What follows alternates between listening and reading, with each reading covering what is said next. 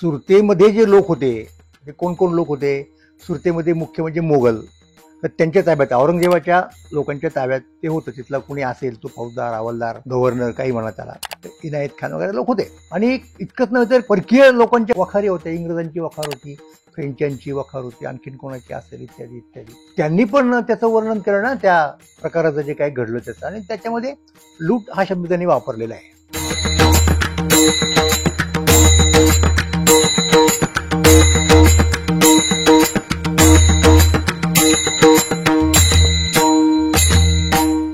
नमस्कार, मी सदानंद मोरे. आपणा सर्वांचं महाराष्ट्र मंथन मध्ये मनापासून स्वागत करतो. मराठ्यांच्या इतिहासाची, महाराष्ट्राच्या इतिहासाची मांडणी करताना आपण जे शब्दप्रयोग करतो मराठीमध्ये किंवा अन्य भाषांमध्ये, आपण ज्या संकल्पना वापरतो पूर्वीपासून चालत आलेल्या, भारतातल्या, भारताबाहेरच्या, नंतर मधल्या काळातल्या किंवा आत्ताच्या सुद्धा सध्या ज्या अस्तित्वामध्ये आहेत, एकूणच अगदी जागतिक पातळीवरती म्हटलं तरी चालेल, ती प्रक्रिया, ती चर्चा चालूच असते आपली. आणि त्याचबरोबर इतिहास लेखनाची किंवा इतिहास संशोधनाची एक मेथॉडॉलॉजी, पद्धतीशास्त्र म्हणून असतं. तर त्याचीही चर्चा आपल्याला करावी लागते. म्हणजे आपण नेमकं कुठल्या पद्धतीचा अवलंब करतोय, कुठल्या पद्धतीचा करीत नाही, कुठल्या पद्धतीचा फायदा कुठे घेऊ शकतो आपण, इत्यादी गोष्टी त्याच्यामध्ये येतात. आणि हे आत्ताच सांगण्याची गरज का भासली? तर आपल्या सगळ्या इतिहासामध्ये येणारा एक महत्त्वाचा शब्द, तो शब्द म्हणजे लूट. तर लूट या शब्दावरून महाराष्ट्रामध्ये काही एक चर्चा सुरू आहे. आणि शिवाजी महाराजांनी आणि शिवाजी महाराजांच्या नंतरच्या मराठ्यांनी काय केलं नेमकं, त्यांची कामगिरी काय, त्यांचं कॉन्ट्रीब्युशन काय, त्यांचं उद्दिष्ट काय होतं, त्यांचं धोरण काय होतं, ते जे काही करत होते त्याच्या पाठीमागे काही सूत्र होतं का, हा सगळा महत्त्वाचा विषय आहे. आणि त्याच्या संबंधी आपल्याला पुरेशी स्पष्टता असेल तरच इतिहास लिहिण्यामध्ये त्यांचा काही एक अर्थ आहे. समजा असं काही सूत्र नसेल, अशी कल्पना करा, तर मग इतिहास कशाचा लिहायचा ना? मग इतिहास म्हणजे फक्त नोंदी होईल. आणि अशा नोंदीमध्ये आपण किती स्वारस्य घ्यायचं? तर हा नेमका प्रश्न पहिल्यांदा इतिहासाचार्य विश्वनाथ काशीनाथ राजवाडे यांना पडला. आणि तो प्रश्न पडल्यानंतर त्यांच्या डोळ्यापुढे त्यावेळेला काय होता, प्रश्न त्यांना का पडावा, तर ग्रँड डफ यानं मराठ्यांचा जो इतिहास लिहिला तो होता. आणि ग्रँड डफच्या एकूणच इतिहासापासून आपल्याला काय दिसतं चित्र मराठ्यांच्या इतिहासासंबंधी, कुठला विचार निष्पन्न होतो, त्या इतिहासाचं स्वरूप काय आहे? तर तिथे राजवाड्यांच्या असं लक्षात आलं की या पद्धतीने जर आपण विचार करायचं म्हटलं तर मराठ्यांच्या ज्या प्रचंड प्रमाणामध्ये कृती होत्या 17व्या आणि 18व्या शतकामध्ये, आणि त्यांची सुरुवात, त्या कृतींची सुरुवात, मराठ्यांच्या त्या कर्माची सुरुवात जरी महाराष्ट्रात झाली असली तरी नंतर अवघा भारत देश मराठ्यांनी आणि मराठ्यांच्या कृतींनी व्यापून टाकला. तर या कृती कशासाठी ते करत होते? की नुसते धावत पळत होते, सैरावैरा गती होती, ज्यांना कुठलीही दिशा नव्हती, काय नेमकं आहे काय, केवळ अपघात होता की त्याच्या पाठीमागे काही एक नियोजन होतं, त्यांना काही एक गाठायचं होतं? हा तो महत्वाचा मुद्दा आहे ना. आणि त्यांच्या असं लक्षात आलं की डफला अशा प्रकारच्या कृती मागच्या सूत्राचा उलगडा होण्याची सुतराम शक्यता नव्हती, कारण त्याची तेवढी पात्रताच नव्हती डफची. म्हणजे डफच्या इतिहासामध्ये चुकाबिका काय झालेल्या आहेत स्थळांच्या, काळाच्या वगैरे वगैरे, त्या संबंधी राजवाड्यांच्या अगोदर चर्चा झालेली. म्हणजे नीलकंठ जनार्दन कीर्तने नावाचे सद्गृहस्थ होते, त्यांनी डेक्कन कॉलेजमध्ये फेलो असताना एक निबंध वाचला होता आणि त्यात त्यांनी खूप गफलती दाखवून दिल्या डफच्या. पण अशा प्रकारच्या आणखीन काही गफलती दाखवून देणं हे काय राजवाड्यांचं उद्दिष्ट नव्हतं. तर मुळात डफच्या इतिहासाची इतिहास म्हणून काय लायकी आहे, काय पात्रता आहे, त्याला मराठी कितपत समजले होते, मराठ्यांचा इतिहास कितपत समजला होता? तर राजवाडे म्हणाले की नाही. आणि म्हणून तर डफनं काय केलं, मराठ्यांच्या उदयाची मीमांसा करताना आणि विस्ताराची, उदय आणि विस्तार असं म्हणेन मी. त्यानं त्या जंगलामधल्या झाडांना लागलेल्या वणव्याची उपमा दिली, ज्या इतिहासाने संपूर्ण आपला भारत देश व्यापला. इतकंच नव्हे तर भारताबाहेरच्या परकीय सत्तांनी सुद्धा याची दहशत घेतली. असा इतिहास म्हणजे केवळ असा अपघात होता, तो एक वणवा होता, त्याला काही म्हणजे अर्थ अर्थ नव्हता. म्हणजे इतिहासाला सुद्धा काही एक अर्थ असतो ना, कारण इतिहास ही मानवी कृती आहे आणि मानवी कृतीला एक एक अर्थ असतो. तो नव्हता असं डफच्या विवेचनाचं निष्पन्न होतं. म्हणून त्या मराठ्यांच्या एकूणच इतिहासामधलं सूत्र शोधण्याचा, त्याला एक अर्थ देण्याचा प्रयत्न राजवाड्यांनी केला आणि ते सूत्र त्यांना महाराष्ट्र धर्म या संकल्पनेत मिळालं. त्याची आपण चर्चा इथे नाही करणार आहोत. इतिहास घडवणारे जे लोक असतात ना, म्हणजे माणसं, ती भाषा बोलणारी माणसं असतात आणि ती माणसं जेव्हा काही कृती करतात, ज्यांना आपण हिस्टॉरिकल ऍक्ट म्हणतो, त्या कृती करताना ते भाषेचाही प्रयोग करत असतात. म्हणजे ते बोलत असतात, आपल्या कृतीचं स्पष्टीकरण देत असतात, समर्थन करत असतात प्रसंगी, आणि त्यांचे समकालीन सुद्धा तेच करत असतात, त्या कृती समजून घेण्याचा प्रयत्न करत असतात. म्हणजे माणसाच्या कृतीला सुद्धा त्याचा शब्दांना अर्थ असतो, एकूण कृतीला अर्थ असतो आणि भाषा हा त्या कृतीचा भाग असतो. म्हणजे वाघानं समजा उडी मारली एक त्याच्या भक्ष्यावरती आणि पकडलं ते भक्ष्य आणि खाऊन टाकलं, काही याचा अर्थ लावण्याची गरज नसते ना, हे सरळ दिसतं आपल्याला, एका वाक्यात आपण संपून टाकतो विषय. पण एखाद्या माणसाने दुसऱ्या माणसावरती अशी झडप घातली आणि शस्त्राने म्हणा किंवा तसं म्हणा त्याला मारलं, तर तसं तिथे थांबून चालत नाही. आपल्याला माहिती आहे तुम्हाला मग काय काय पुढची प्रक्रिया होऊ शकते. त्याला पकडलं जातं, त्याच्यावरती खटला भरला जातो, मग त्याच्या त्या कृतीचा अर्थ शोधला जातो. म्हणजे त्याचं उद्दिष्ट काय होतं ती कृती करताना त्याच्यावरती कोणाचा दबाव होता का, त्यांची ती स्वेच्छेने केलेली कृती आहे का. म्हणजे लक्षात घ्या, एक अर्थ द्यावा लागतो त्या कृतीला आणि मग त्या अर्थानुसार जबाबदारी टाकतो आपण त्या व्यक्तीवरती किंवा नाही टाकत, वॉट एव्हर. तर असा तो मुद्दा आहे, असं ते इंटरप्रिटेशन. म्हणजे इतिहासामध्ये आपल्याला माणसानं केलेल्या कृतींचा अन्वयार्थ लावावा लागतो आणि तो अर्थ लावण्यासाठी आपल्याला उपलब्ध सामग्री काय असते, शब्द. मग ते लिखित शब्द असतील, म्हणजे कागदावरती लिहिलेले असतील, किंवा पारंपरिक पद्धतीने मौखिक ज्याला म्हणतो आपण चालत आलेले असे असतील, कारण पूर्वी लिखाण नसायचे सगळ्याच गोष्टींचं, किंवा ताम्रपट असतील, या सगळ्या गोष्टी तिथे असतात. म्हणजे भाषा हा महत्वाचा विषय आहे. वस्तू असतात नाही असं नाही, ज्या वस्तूंचा डायरेक्ट भाषेशी संबंध नसतो, म्हणजे तलवार असते उदाहरणार्थ, नाणी असतात. आता नाण्यांच्या वरती निश्चितपणे काहीतरी कोरलेलं लिहिलेलं असतं, म्हणजे परत तिथे भाषा आली. तर भाषा हा अत्यंत महत्वाचा मुद्दा आहे.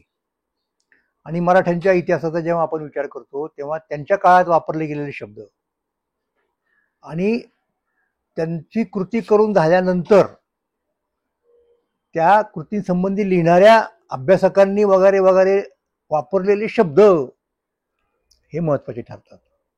आणि त्यातला एक अत्यंत महत्वाचा शब्द आहे म्हणजे लूट. लूट शब्द मराठीमध्ये आहे की जो मुळात मराठीतला नव्हता. म्हणजे तो मुळात संस्कृत भाषेशी त्याचा संबंध आहे. म्हणजे त्याचा जर आपण मूळ शोधायचा प्रयत्न केला, इटिमॉलॉजी वगैरे म्हणतो आपण, तो संस्कृतमधनं इतर भाषांमध्ये आलेला दिसतो. तो हिंदीमध्ये आहे, तो मराठीमध्ये आहे. आणि 17व्या 18व्या 19व्या शतकातल्या इंग्रजांनी तो इंग्रजीत नेला. त्यामुळे इंग्रजीत सुद्धा टू लूट, LWT हे क्रियापद आहे. लूट हे किंवा लुटिंग हे नामसुद्धा तिथे आहे. तेव्हा तो फार महत्वाचा शब्द ठरतो.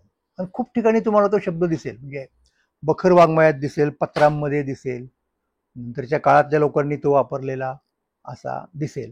तर त्या शब्दासंबंधी आपल्याला तो घेऊन आपल्याला मराठ्यांच्या इतिहासासंबंधी काही म्हणता येतं का, आणि विशेषतः शिवाजी महाराजांच्या संबंधी, हे आपल्याला आता या ठिकाणी पाहायचं होतं. पण आता हे पाहताना मी सुरुवात वेगळ्या पद्धतीने करणार आहे. मी सरळ सरळ संत तुकाराम महाराजांचा अभंग वापरणार आणि मग तिथनं आपल्याला जायचंय त्या लूट नावाच्या प्रकरणाकडे, लुटालुटीकडे. तुकाराम महाराज म्हणतात, ते असा आदेश देतात जणू काही वारकऱ्यांना वेढा वेढा रे पंढरी, मोर्चे लावा भीमा तिरी. म्हणजे ते सांगतात की पंढरी नावाचं जे नगर आहे त्याला वेढा घाला, आणि नुसता वेढा नको तर व्यूहरचना करा, काही मोर्चा, मोर्चे बांधणी म्हणतो ना आपण, तो सुद्धा शब्द आपल्याला पर्शियन भाषेतनं वगैरे आपल्याकडे आलेला आहे.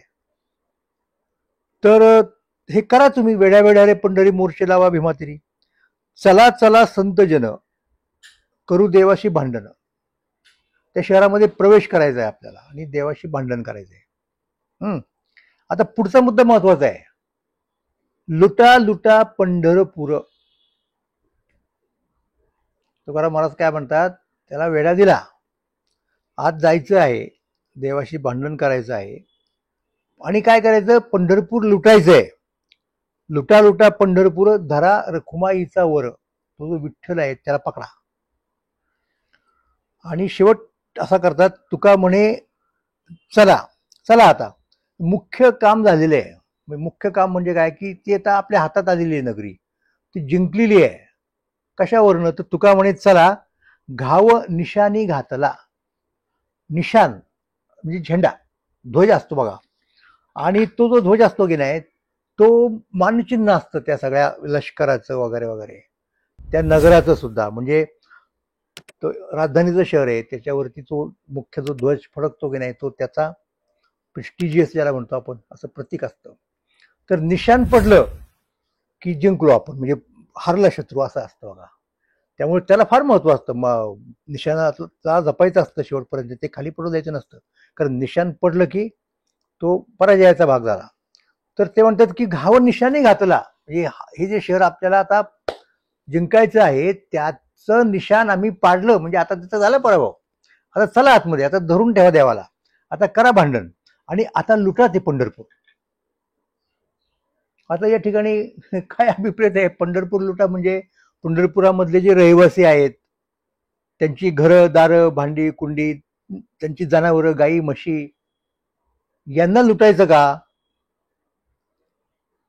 किंवा एखादा माणूस म्हणेल, अहो हे कसं, हे काय चाललंय, म्हणजे ते अशा प्रकारची तीर्थक्षेत्र लुटायचं काम त्यावेळेचे शत्रू करतच होते ना. इतकंच नव्हे तर ते मूर्ती पुढे टाकायचे. तर तसं काही यांना अभिप्रेत आहे की काय, असं कसं होईल? तर ते अलंकारिक पद्धतीने सांगतायत. म्हणजे ही संपूर्ण त्यांनी एक रूपक केलं.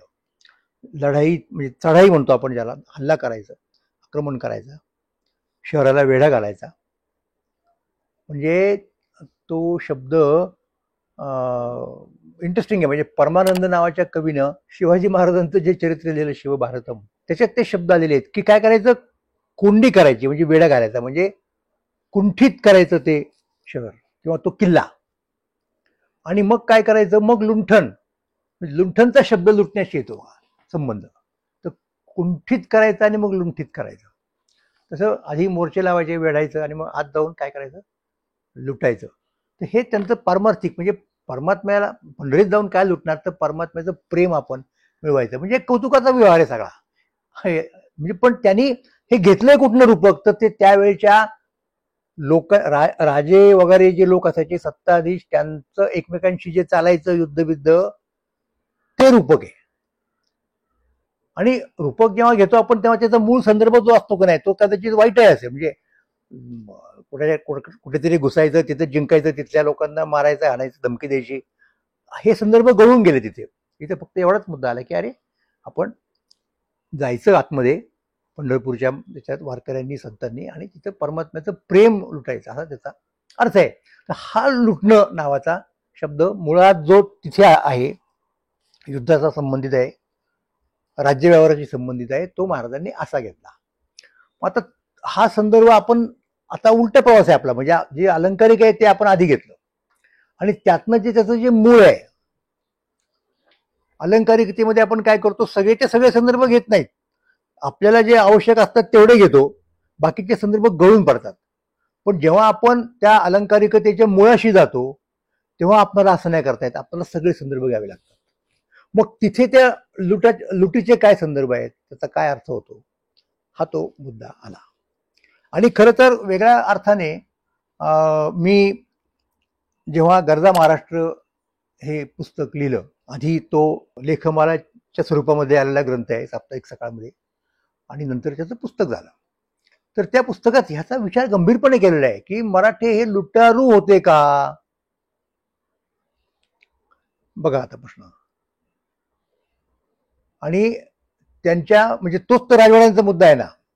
एकदा तुम्ही मराठ्यांना चोर, लुटारू, दरोडेखोर ठरवून टाकलं की तो प्रश्नच मिळतो सगळा. आणि तसा प्रयत्न केला लोकांनी, इतिहासकारांनी केला, विशेषतः पाश्चात्य, इंग्रज, ब्रिटिश इतिहासकारांनी तो प्रयत्न केला. आता ही जी लूट म्हणतो आपण, त्या लुटीचा संदर्भ म्हणजे ताबडतोबीचा परत तुम्हाला सांगतो. फडणवीसांच्या वक्तव्यामधला कुठे आला तर शिवाजी महाराजांनी सुरत लुटली असं म्हटलं जातं. आणि म्हणणारच लोक, त्या काळातही लोक तसं म्हणत होते. आता तिथे 2-3 मुद्दे आले. ही जी चर्चा नंतरच्या काळात झाली ना या त्यांच्या विधानानंतर, त्याच्यामध्ये काही शिवाजी महाराजांचे कट्टर भक्त, चांगले इतिहास संशोधक सुद्धा होते. आणि ते म्हणाले की आम्हाला काही प्रॉब्लेम वाटत नाही, कारण त्यावेळचे लोक सुद्धा शिवाजी महाराजांच्या त्या कृत्याला लूट म्हणायचे. म्हणजे आता जे सुरतेमध्ये जे लोक होते, ते कोण कोण लोक होते सुरतेमध्ये, मुख्य म्हणजे मोगल, तर त्यांच्या ताब्यात, औरंगजेबाच्या लोकांच्या ताब्यात ते होतं. तिथला कुणी असेल तो फौजदार, हवालदार, गव्हर्नर, काही म्हणा त्याला, तर इनायत खान वगैरे लोक होते. आणि इतकंच नव्हे तर परकीय लोकांच्या वखारी होत्या, इंग्रजांची वखार होती, फ्रेंचांची वखार होती, आणखीन कोणाची असेल, इत्यादी इत्यादी. त्यांनी पण त्याचं वर्णन केलं ना त्या प्रकाराचं जे काही घडलं त्याचं. आणि त्याच्यामध्ये लूट हा शब्द त्यांनी वापरलेला आहे. सर्वचपणे शब्द वापरायचे लोक. म्हणजे आता हे तुकाराम महाराज, शिवाजी महाराज समकालीन आहेत. ज्या अर्थी तुकाराम महाराजांनी अलंकारिकतेने का शब्द वापरले लूट, त्या अर्थी तो प्रचलित शब्द आहे. तो नॉर्मल व्यवहारामध्ये भाषेच्या रूढ झालेला आहे, हे आपण लक्षात घेतलं पाहिजे. मग त्याच्याबद्दल कोणाला काही तक्रार वगैरे करायचं कारण नव्हतं तेव्हाच. काय करून आता सुद्धा आपण तो शब्द नॉर्मल आपल्या जगण्यामध्ये वापरतो ना. म्हणजे उदाहरणार्थ संक्रांतीच्या दिवशी काय करतो, तर खरं तर स्त्रिया हळदी कुंकाला इतरांना बोलवतात, इतर स्त्रियांना बोलवतात, त्या येतात आणि खरं तर त्यांना ते वाण देतात खरं तर. पण शब्दप्रयोग काय करतो आपण, वाण लुटणं म्हणजे लुटवणं अर्थात. दसऱ्याच्या दिवशी आपण तो सोनं, आपट्याची पानं, त्याला आपण सोनं समजतो, तर तिथे सुद्धा सोनं लुटलं म्हणतो आपण. म्हणजे तो जो एक भाग आहे, म्हणजे त्यातली हिंसा वगैरे इथं गळून पडल्या. आपण तेच तर म्हणतो ना की मूळ संदर्भ जातो, कॉन्टेक्स्ट जातो, आणि तो शब्द चांगल्या स्वरूपात कधी कधी वावरतो आपल्याला, त्याचा आपल्याला काही वाटत नाही, तो खटकत नाही शब्द. हे मी तुम्हाला सांगतो पहिल्यांदा. तर तिथे शिवाजी महाराजांच्या काळात त्यावेळेला इंग्रजांनी, फ्रेंचांनी किंवा आणखीन जे कोणी असतील तिथं, कदाचित डच असतील, त्यांनी याच पद्धतीने वर्णन केलं त्या गोष्टींचं. आणि त्याचबरोबर मोगलांनी तर केलंच असणार त्या पद्धतीने. आणि इतकंच नव्हे तर त्यावेळच्या मराठ्यांनी सुद्धा. आणि असं नजरेस आणलं गेलं की खुद्द शिवाजी महाराज सुद्धा उपयोग करतात त्या शब्दाचा. मग त्याच्यात काय शब्दात गैर आहे, हा तो मुद्दा होता. आता त्या मुद्द्याला भिडायचं महाराष्ट्राचा इतिहास लिहिताना, म्हणजे मी तुम्हाला सांगतो, शब्द नावाची गोष्ट, म्हणजे भाषा नावाची गोष्ट ही अत्यंत गुंतागुंतीची गोष्ट आहे. कसं आहे की भाषेचा आपल्याला फार जवळून परिचय असतो. म्हणजे अतिपरिचयात आवडण्या हा जो शब्द आहे ना, वाक्प्रचार आहे ना मराठीमध्ये, तो इथे आठवतो की आपल्याला त्याचं काहीच वाटत नाही. इतकं अंगवळणी पडलेली असते भाषा. भाषा आणि आपण वेगळे नसतोच ना मुळात. त्यामुळे भाषेचा म्हणून विचार करावा, भाषेकडे स्वतंत्रपणे लक्ष द्यावं असं आपल्याला वाटत नाही. ते काम आपण विद्यापीठामध्ये वगैरे भाषाशास्त्रज्ञ त्यांच्याकडे सोपून दिलेलं असतं. तर असं नाही, लक्षात घ्या, भाषा ही अत्यंत महत्वाची गोष्ट आहे. आणि म्हणून इतिहासाचा अभ्यास करताना भाषेकडे लक्ष दिलं पाहिजे पूर्णपणे. आणि भाषेकडे लक्ष देणारे अनेक डिसिप्लिन्स आहेत, ज्ञानशाखा आहेत. म्हणजे भाषाशास्त्राचं मी आत्ताच तुम्हाला नाव सांगितलं, त्याच्या अनेक उपशाखा आहेत. म्हणजे सामाजिक भाषाशास्त्र आहे, भाषा विज्ञानही म्हणतात कधी कधी. नंतर त्याला आपण काय म्हणत, ऐतिहासिक भाषाशास्त्र आहे, तौलनिक भाषाशास्त्र आहे.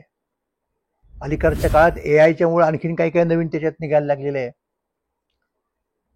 खरं तर राजकीय अर्थशास्त्र, भाषाशास्त्र सुद्धा आहे. हे सगळं जे आहे ना ते फार महत्वाचं आहे आणि ते माहिती पाहिजे आपल्याला. भाषा व्यवहाराची गुंतागुंत समजून घेण्यासाठी आपल्याला त्या सगळ्या गोष्टींची गरज आहे. आणि मग आता त्या पॉइंट ऑफ व्ह्यूने आपण बघणार आहोत हा लूट नावाचा काय प्रकार आहे. आणि तिथे आपल्याला असं दिसतं, आणि मी असं विधान केलं माझ्या इतर मुलाखतीमध्ये सुद्धा, की आत्ता ज्या पद्धतीने ती चर्चा झाली आणि ज्या पद्धतीने लूट नावाच्या गोष्टीचे पदर, अर्थाचे पदर उलगडले गेले. त्यावरनं आता आपण असं निशंकपणे विधान करू शकतो की शिवाजी महाराजांचे शत्रू तर लूटच म्हणणार, तो काही मुद्दा नाही, किंवा इतर समकालीन लोक असंच म्हणत असले, नंतरच्या काळातले इतिहास लेखक सुद्धा असंच म्हणत असले, आणि मी त्याच्याही पुढे जाऊन म्हणालो की खुद्द शिवाजी महाराजांनी जर शब्द वापरला असला तरी आपण तो शब्द वापरायचा नाही. आणि जोपर्यंत आपल्याला त्यातल्या खाचाखोचा माहिती नव्हत्या किंवा त्या खाचाखोचा उघडकीला आलेल्या नव्हत्या, तोपर्यंत इनोसंटली वापरत होतो आपण. पण ज्या क्षणी ते आता आपल्या लक्षात येतं की अरे हे असं आहे, मग त्या क्षणी म्हणजे ते कळल्यानंतर, म्हणून मी तुकाराम महाराजांचं एक अभंगाचं प्रमाण दिलं होतं की तुका म्हणे मागे घडले ते क्षमा. पूर्वीच्या काळात जे काही घडलं असेल त्याला आपण क्षमा करू. तुका म्हणे मागे घडले ते क्षमा, पुढे देतो सीमा घालून या. आता इथून पुढे तोच गुन्हा नाही करायचा आपण. तर तो या शब्दाच्या संदर्भातला आहे, लूट. आणि मी उदाहरणं देतो त्या संदर्भात. 2 उदाहरणं माझ्याकडे आत्ता तर नक्कीच आहेत. पहिलं उदाहरण सगळ्यांच्या परिचित असलेलं आणि अलीकडचं म्हणूयात त्या मानाने, आणि दुसरं त्याच्या पूर्वीचं आहे.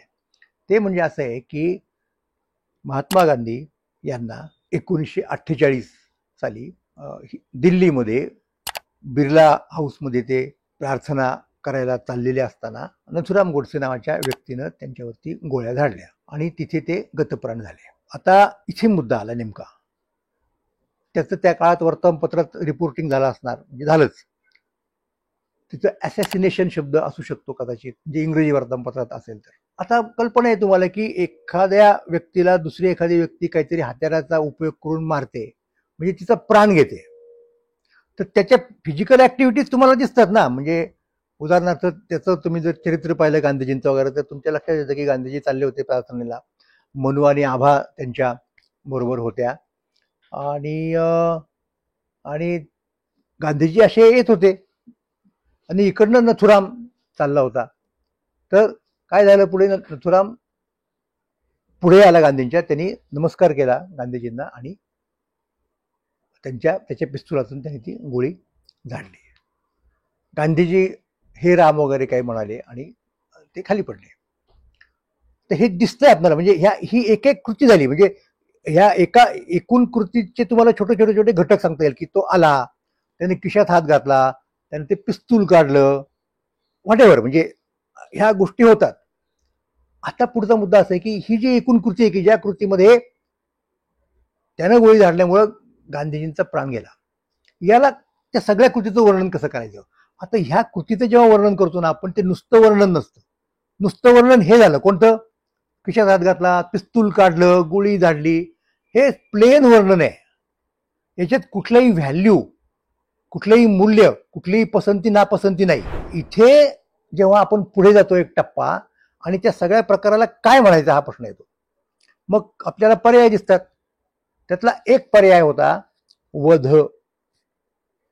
तर नथुरामने गांधीजींचा वध केला असं लोक काही म्हणायला लागले, आणि हा शब्द बऱ्यापैकी रूढ झाला मराठीमध्ये. म्हणजे आता गांधींचे अनुयायी म्हणणारे लोक सुद्धा हा शब्द वापरायला लागले, कळत न कळत, त्याचा त्यांना माहीत नसल्यामुळे नेमकं काय त्याची इम्प्लिकेशन्स काय वगैरे वगैरे. पण वास्तविक पाहता असं आहे की जे नंतर लक्षात आलं लोकांच्या आणि ते पुढे मांडण्यात आलं, ते असं की वध या शब्दाचा एक वेगळा अर्थ होतो. म्हणजे ज्याला मारलं तो वध्य असतो, म्हणजे त्याची मारलं जाण्याचीच त्याची पात्रता होती. त्यामुळे त्याला मारण्यामध्ये काही अपराध नसतो मारणाऱ्याचा, हा त्या वध शब्दाचा अर्थ होतो. मग जेव्हा लक्षात आलं लोकांच्या, तेव्हा मग लोक म्हणायला लागले की अरे नाही, हा वध शब्द वापरता कामा नये, मग दुसरा शब्द वापरा. म्हणजे तो कोणता, ज्याच्यामध्ये असा अर्थ येत नाही, म्हणजे हत्या शब्द वापरा उदाहरणार्थ. मग गांधी हत्या म्हणायला लागले लोक, किंवा फार तर गांधीजींचं खून केला असंही म्हणता येईल. पण वध शब्द नको. म्हणजे आता काय मुद्दा आला की जोपर्यंत वध शब्दाचा तुम्हाला त्याचं काय म्हणत, त्याला त्या सूक्ष्मता कळत नव्हती, त्याच्यातून काय निष्पन्न होतं हे समजत नव्हतं, तोपर्यंत तो वापरला गेला. पण एकदा ते पुढे आल्यानंतर, चव्हाट्यावरती आल्यानंतर तो शब्द वापरणे चुकीचं ठरेल.